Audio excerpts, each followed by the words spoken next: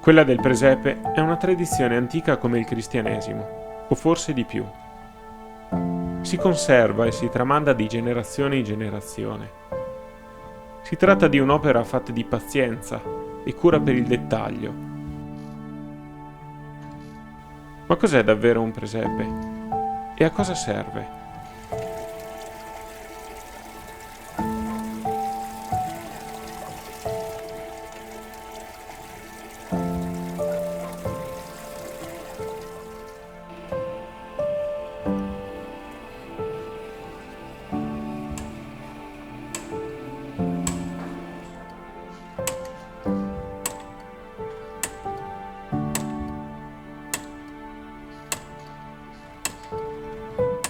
Quando io penso al presepe e quello che dice a me il presepe, mi ricordo sempre il papà che quando ero piccolo, da 5 anni, mi costruiva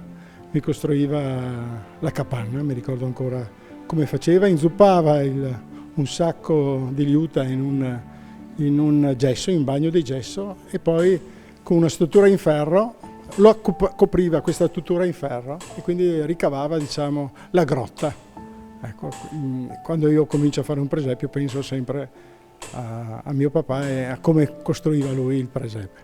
Sì, per noi il presepe non è solo praticamente ricordare la nascita di Gesù, che chiaramente è quello, ma è anche cercare di trovare un modo per far riflettere, diciamo, le persone che sono davanti al presepe sul significato intanto del presepio, della natività, ma anche su come era la società, diciamo, di qualche decennio fa, che secondo noi vedeva la gente molto più legata, più diciamo socializzata, non so com'era. Adesso siamo un po' più chiusi in noi stessi e quindi spesso non troviamo neanche il tempo per contattare altre persone, per discutere, per parlare di qualcosa anche di concreto.